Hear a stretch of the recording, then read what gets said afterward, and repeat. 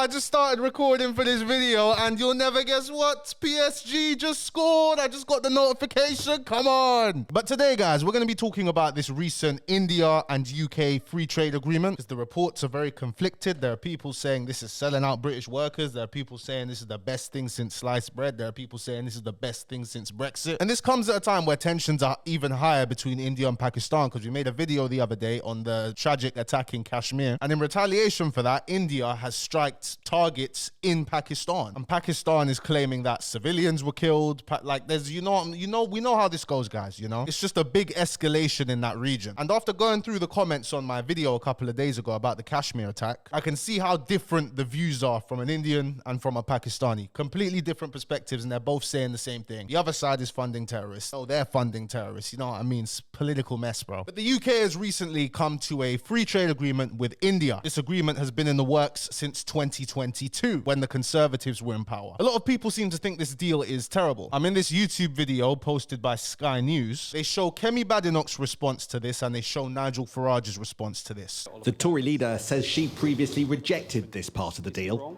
I was the one who looked at the detail. I was the one negotiating. I did not sign this deal because I did not think that the double taxation agreement was right for the UK. The numbers are lopsided. This is not the same number of Brits who go to work in India as the number of Indians who come to work in the UK. The winner of last week's elections thinks this is huge. For 100 years, we've thought of the Labour Party as being the party of the worker. No longer.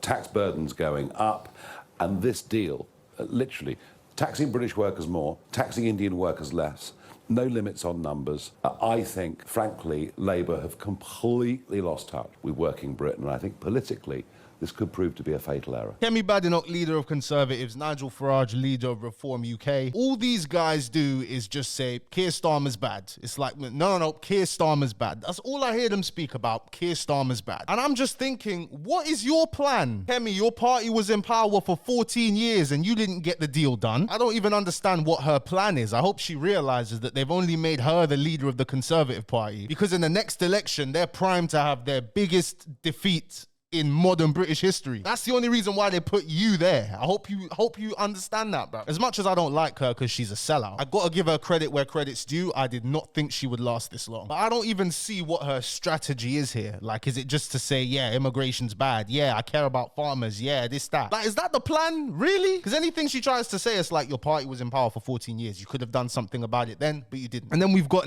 Farage. One thing I recommend you lot do is, bro, watch a compilation of this guy in European Parliament, bro. I actually watch it sometimes when I just want to laugh at something. This guy hated the EU, bro. Like, my man, I know for a fact this guy really had a hatred for the EU. He did not like the EU, bro. Even a lot of Nigel's supporters are turning on him, bro, because of what he did to that Rupert guy. And I can't lie to you, that Rupert guy is he's a bit mad. He's a bit mad. He's very outspoken. But Nigel's led people to believe that Reform is the party that's just complete, like, anti-immigration, anti-this, anti-that. From when my man did the scummy thing on that Rupert guy, people realize this guy's not gonna do nothing, bro. And also, the biggest investor in Reform UK is a Muslim, by the way. Like, it's just a circus, bro. Like, what is going on here?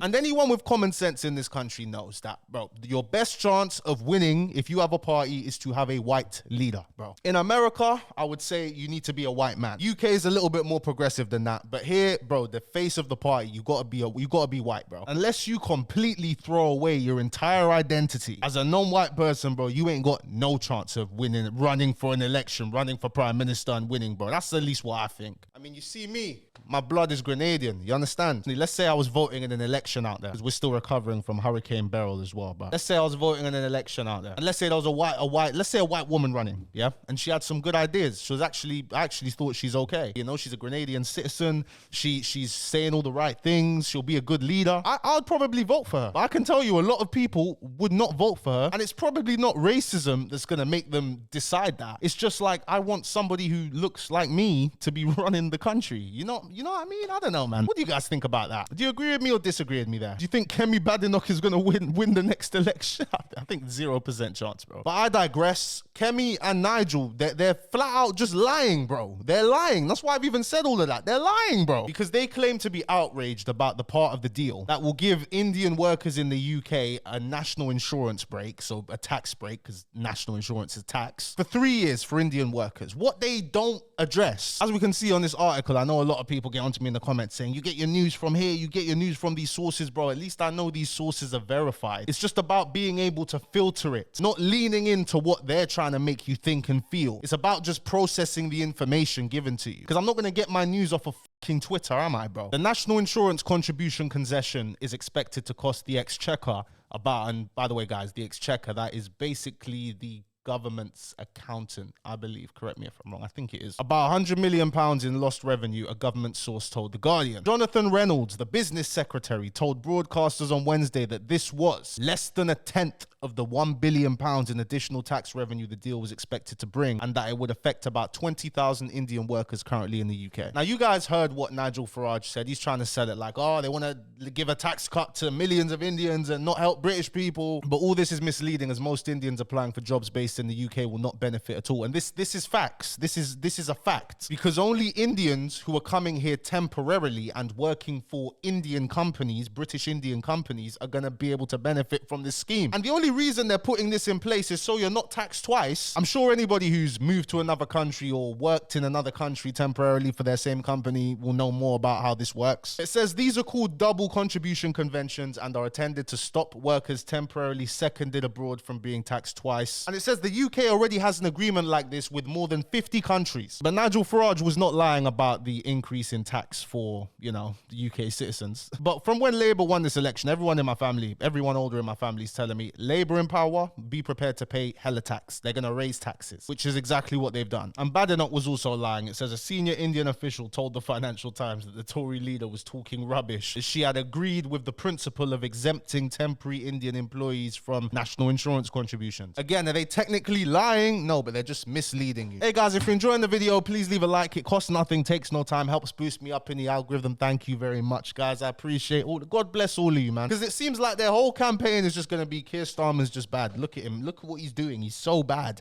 He's so terrible. It's like, bruv, you were in government for 14 years, but it's a joke to him. They say that this deal is going to add 4.8 billion a year to the economy in 2040. So in 2040, every year after that is going to add 4.8 billion to the economy, all right? And they say that they're going to reduce tariffs on a lot of things, but it seems like this deal is heavily in India's favor. But I reckon under these circumstances, because right now this country, what leverage does the UK really have right now? Where the UK can say, yeah, no, like it's not the UK from that ruled 75% of the world before, bro. It's the UK now. Right now, India is set to become the third largest economy in the world with a population of 1.4 billion people. America is maintaining relations with India because America doesn't like China and Russia is not playing ball. You know how Trump said, oh, we're going to end this war in 2 weeks. That didn't happen, bro. That didn't happen. Because on agricultural products, it says India is going to do what they can to protect their own industry. And it also says they're going to reduce tariffs on British cars from 100% to 10%. But they're adding quotas now. A quota is a limit on the amount that can be exported to India. So they're going to limit the amount that can come in anyway. And they're doing that to protect their own car industry because India wants to build their own stuff, bro. The only clear W here is exports on alcohol. They're going to remove the tariffs from 150% to 75% for alcohol exports, which is going to be great for the Scottish whiskey market. But it's going to take 10 years to go from 75% to 40%. But India is the fastest growing consumer market right now. And if Scottish whiskey is able to position itself to be the whiskey in India, then it could be great. It could grow this. But the main thing for me that makes me not think this deal is any good, I'll show you. I didn't see this. It says there will be better access to Indian government contracts. I've heard about this Make in India program, which prevents foreign competitors from accessing the government's procurement market. India has since been pouring government stimulus into large infrastructure projects throughout the country. But in a major win for the UK, Delhi has agreed to carve out. Now here we go.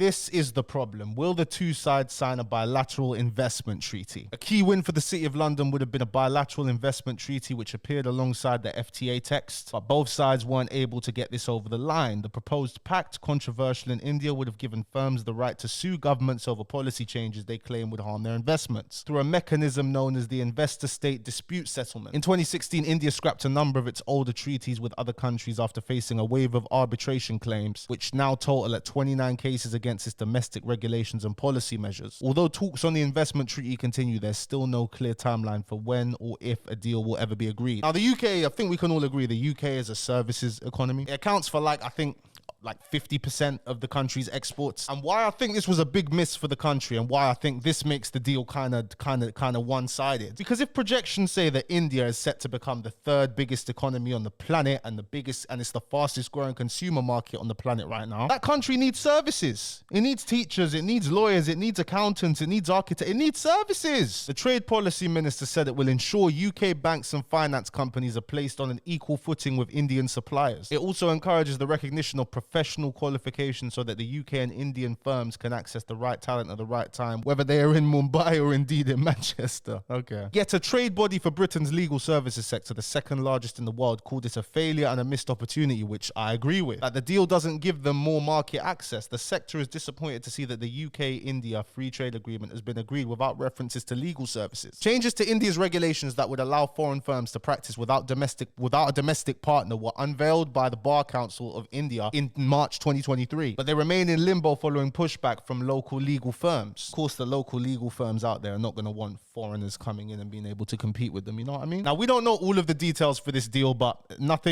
things can still be negotiated, things can still change, but as of now, for the financial services sector, legal sector, it's not looking good. You'd think with a free trade agreement, it's like, well, great, this is a great deal. If I had a freaking law firm in London, bro, I'm going to be like, yo, well, I can now access the biggest consumer market, fastest growing consumer market in the world, projected to be the third largest economy in the world. I'm gonna go and open a law firm there, but apparently that can't be done. Look at this, man. India remains closed for business to UK law firms despite mega trade deal, man. The lawyers ain't happy. It's like dangling a piece of meat in front of a dog, and the dog's chained up, bro. That's what they're doing right now. Lawyers are probably rubbing their hands together like, yeah, free trade agreement. Wait, you didn't agree to let us practice there. You didn't sort us out. Like, what are you doing? There's bread to be made for these lawyers, man, in the fastest consumer market growing in the world. Are you mad? But the main thing people are waiting for is for an investment treaty. Because without an investment treaty, it doesn't make your money safe to invest in India. Because I showed you guys, India has 29 arbitration cases with different countries, you know, things going on. People don't like it. It's like investing your money in China, but not as bad. You invest your money in China, China makes a law that destroys your business. China doesn't care. That's it. So until there's an investment treaty, it's going to be uncertain, you know? It's still early days. A lot of the agreements they've made are not going to come into effect for another decade. I think in the short term, it's definitely going to benefit India more than it benefits us in the short term. But in the long term, if India keeps growing and it maintains relations with the US and it keeps on growing, then I think the UK is in a pretty decent position to, you know, get theirs out of it. What do you guys think? Let me know in the comment section below, because I think on the geopolitical stage, Pakistan's kind of, you know, watching things right now, because India's getting closer with America. We know America doesn't like Pakistan. UK has just signed a free trade agreement with India, so it looks like the West are fully back in India. The day after signing a free trade agreement with the UK, India strikes Pakistan. Do you think the two are correlated, guys? I don't know. Let me know in the comment section below. Thank you so much for watching this video, guys. If you did enjoy, please be sure to give it a like, subscribe to the channel if you're new. I'm going to order some food now and I'm going to watch the rest of this Arsenal game because they're losing 1-0. I think they're in the 55th minute right now. I am gassed, bro. Come on PSG. Paddy!